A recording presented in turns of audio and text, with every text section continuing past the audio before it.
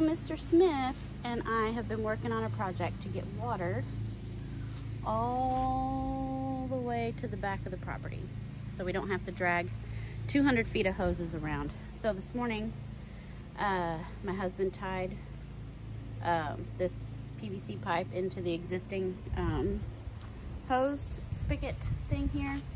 There's gonna be a lot of plumbing terms that I do not know, so you know what I mean. So he tied into this, and we dug this trench mostly by hand, and it's not extremely deep. I don't think we're gonna have any problem with heaving because it's Southeast Texas and we don't get that cold. I'd say at the most it's about 6 inches deep. But we ran it all the way back here because we have a flower bed back here, Japanese maple, some shrubs and things, and I couldn't get water back here without, sometimes I would fill up a wheelbarrow and wheel it back here and just dump it in that bed.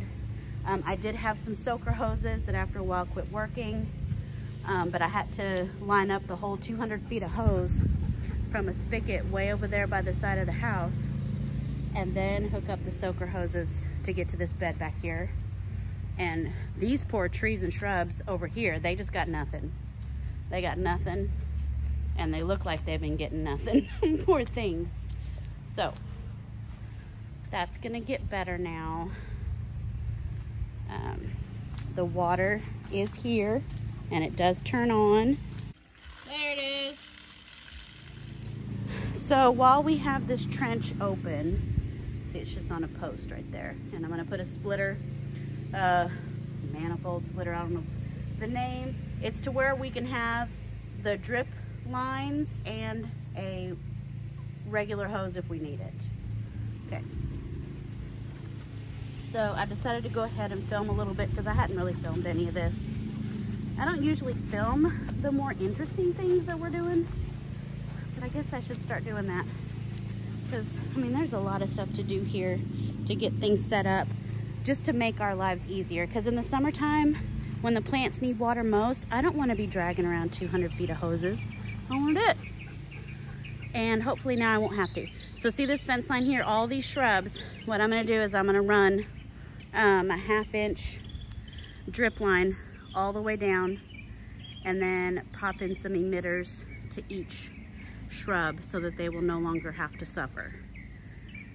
And then I'll tee off and kind of run it that way too. I don't know if I can go all the way around this way. I don't know if I'll have enough pressure, but we'll see. We'll see what I can do because I'm new at all of this. Okay, so right now I had my stuff set up and I decided to get the camera.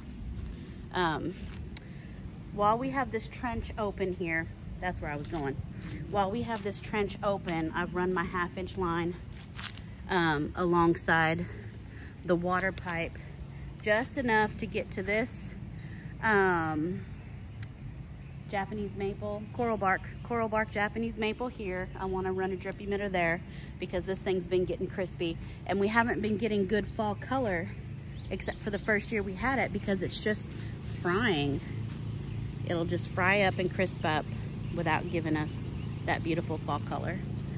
So get a drip emitter there, and then I have a Coosa dogwood here that has never flowered, but we've only had it in the ground probably 3 years, 3.5.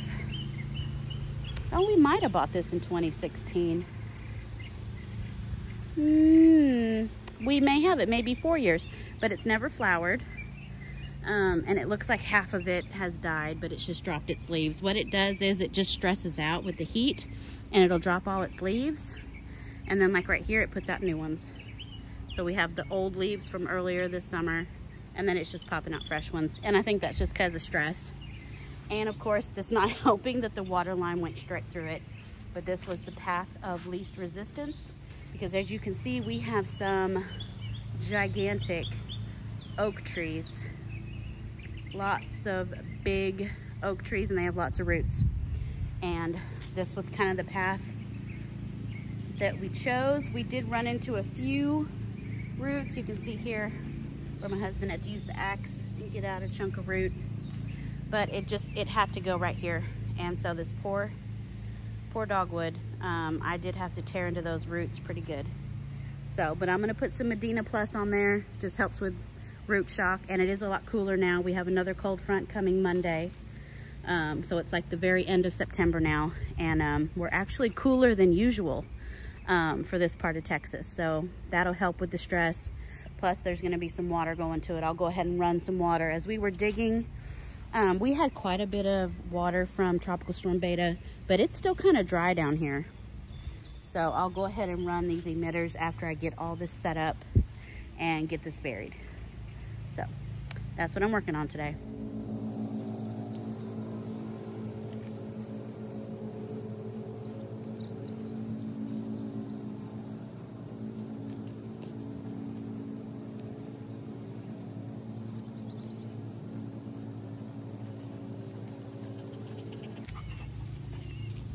Hi, Chloe. Bebel. Nosy. Hi. Hi. I love you too. I love you. I know. You must.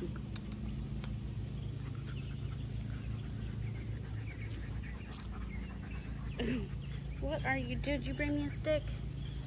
Get it.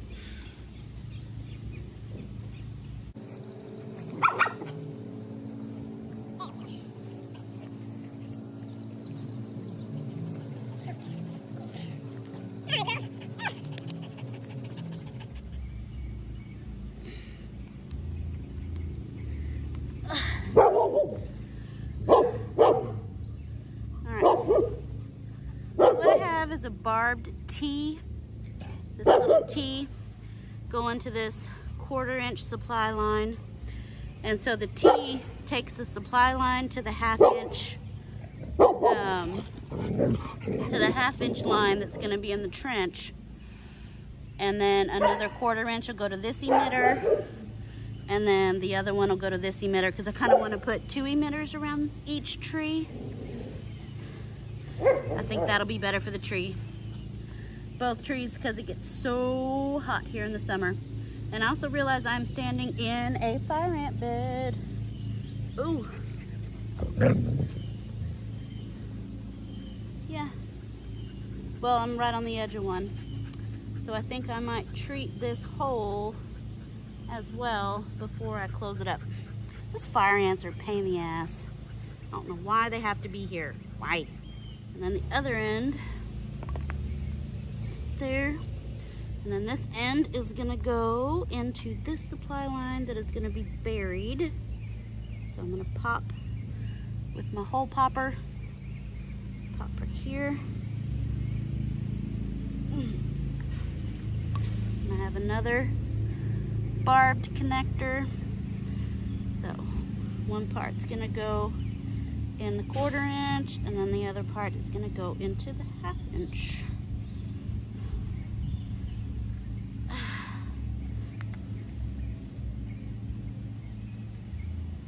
There we go, and it snapped into place.